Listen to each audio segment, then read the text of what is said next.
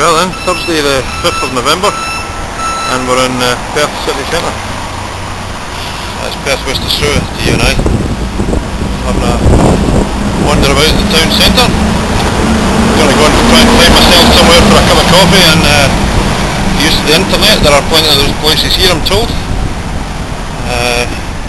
My hosts Roy and Betty are both working, so here I am having a quick look around the city. It's a bit overcast but still warm. Shirt sleeves as you can see, and yeah, it's a busy wee place. So let's go and try and find somewhere for a cup of coffee, shall we? Good idea. Okay, so you're probably thinking as I'm standing here in city centre Perth, why am I not running the risk of getting knocked down? Well, simple reason is the bit I'm standing on is a pedestrian precinct. Ah, caught you out in that one, didn't I? Just one example, if you look around, of the old buildings here in city centre Perth, like that one, bloody great big bus just drove in front of me, and another bloody great big bus, they're everywhere. That old building there, and right above it, one which has just been built, and another bloody big bus, bloody tins full of them. Anyway, I'm going to move from here. This isn't such a good spot for buses, eh? Let's go for a bit of a wander.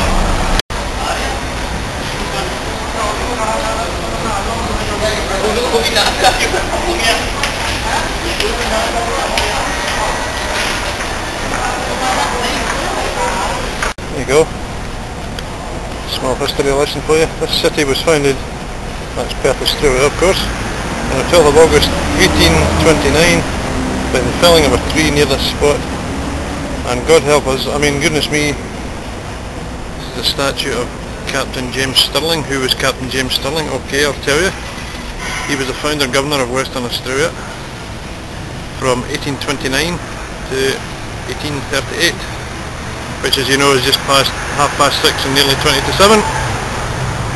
And that there statue was unveiled by our Charlie, His Royal Highness the Prince of Wales, on March the 10th, 1979, 30 years ago. Bloody hell. Now, I'm just going to pan back a little bit and show you the building that it's standing behind. Mighty impressive looking town hall. That's one side. No. Now we're going to go around the front.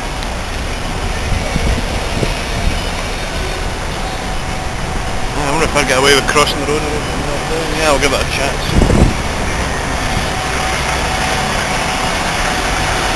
And that's the front side. Impressive looking little town hall, eh?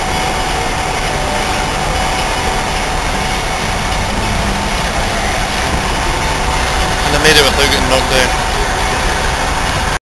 And as every good Perth native knows, Town Hall buildings is situated at the corner of Hay Street and Barrack Street in downtown Perth.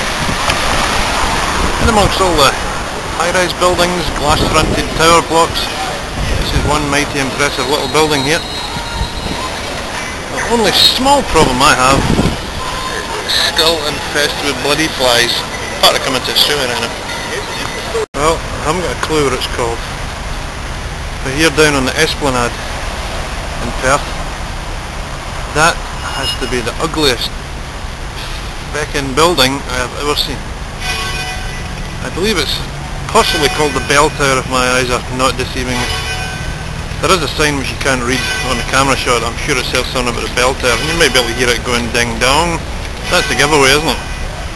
Regardless of it is a Bell Tower, is that not the ugliest looking bloody monstrosity you've ever seen? Next to that Gherkin thing in the London city centre right enough.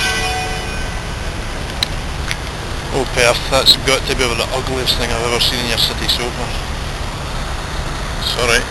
You know, I don't know whether that's the same size as the big wheel down in London, or the one at the famous Braehead shopping centre back in Scotland.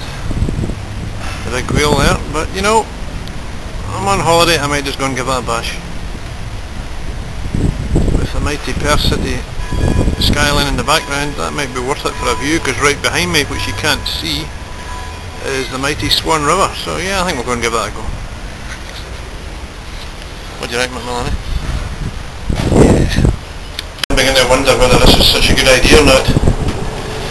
We are here on the wheel. It's kind of high, and I'm on my own thankfully, so if I start grating nobody will hear me. Gotta have a quick look round for you. You can't see much out through the doors and the windows. But what we can do is we spin back round this way, not too fast of course, is have a look out over the mighty Swan River. Mighty it is too. It's unfortunate that these windows don't have a bit more panoramic. There you go. That's what the pods look like. That's the other one. And it's stuck for some reason. I'm kind of hoping that's normal. I'm sure it is. Yeah, this is kind of fun. Something different. A bit higher up in the bungee jumping Calrow Bridge, eh? But ladies and gentlemen, there's another view of the Perth City skyline. There's a little road down below.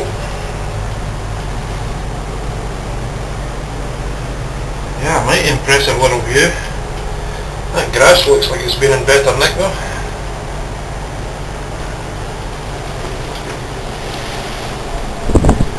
I think it'd be a good idea if I stop moving around because it's making the pod move a little bit, which I don't like.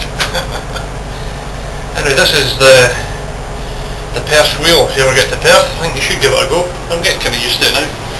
Saying that, I don't think we're actually at the top of the circle yet, or maybe we are. I don't know. I'm enjoying it anyway. Come to Australia, you've got to give it a go, haven't you? Well, that was fun. Something a bit different. That was the Wheel of Perth. If you're looking for directions, get yourself to the city of Perth first of all, ask for directions down to the esplanade by the mighty Swan River, and you'll find yourself to the Wheel of Perth, which is up there, as you can see.